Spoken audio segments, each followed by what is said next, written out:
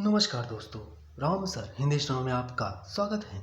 दोस्तों, Dainik Jagran daily editorial ATWPM से dictation start होगा 5 सेकंड बाद।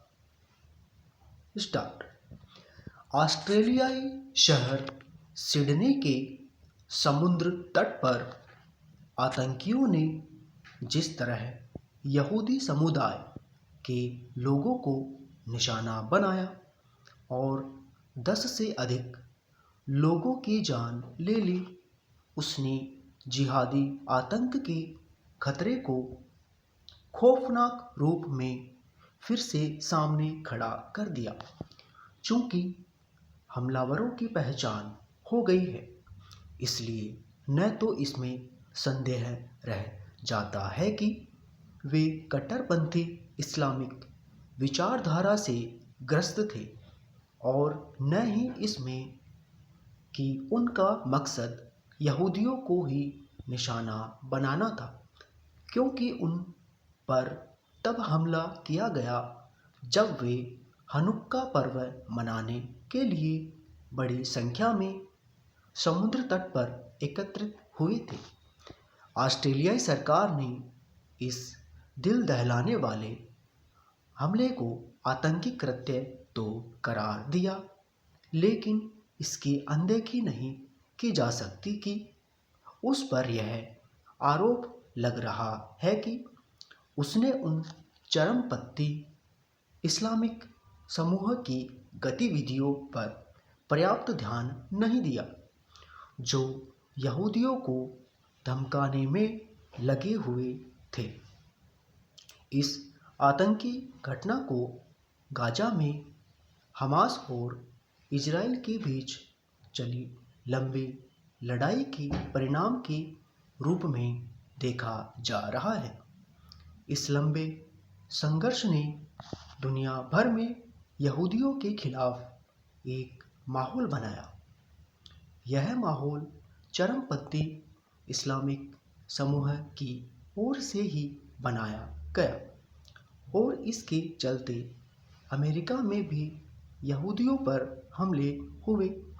इसके अतिरिक्त पश्चिम के अन्य देशों में भी यहूदियों को निशाना बनाने की छिटपुट घटनाएं हुई, लेकिन यह कहना समस्या का सरलीकरण करना होगा कि गाजा में इजराइल और हमास के बीच के संघर्ष ने ही कट्टरपंथी इस्लामिक समूह को उग्र होने का अवसर दिया है। यह ध्यान रहे कि पश्चिम के साथ साथ विश्व के अन्य अनेक देशों में एक लंबे समय से अतिवादी इस्लामिक विचारधारा वाले समूह आतंकी हमले करते रहे हैं। उनमें बड़ी संख्या में लोग मारे भी गए हैं। यह स्वाभाविक है कि ऑस्ट्रेलिया में हुए आतंकी हमले की वैश्विक स्तर पर निंदा होगी और शोक संवेदनाएं व्यक्त की जाएगी, लेकिन केवल इतना ही पर्याप्त नहीं है। दुनिया भर में जिहादी आतंक का खतरा जिस तरह उभर रहा है, उसे देखते हुए विश्व समुदाय को इस खतरे का मिलकर सामना करने की आवश्यकता है।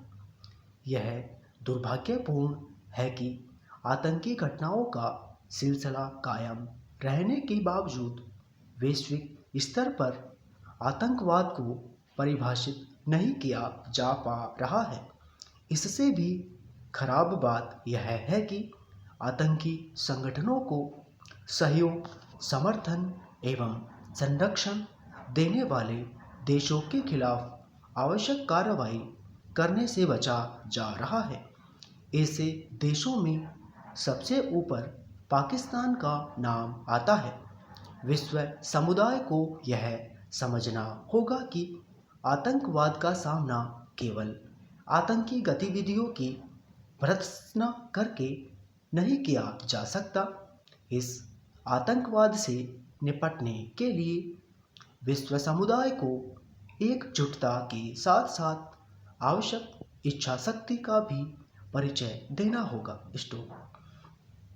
दोस्तों, आज के इस डिक्टेशन की पीडीएफ आप हमारे टेलीग्राम चैनल से ले सकते हो और इसकी इम्पोर्टेंट आउटलाइन भी वहाँ पर आपको प्रोवाइड कर दी जाएगी। तो दोस्तों, आज के लिए बस इतना ही। तब तक के लिए जय हिंद, जय भारत।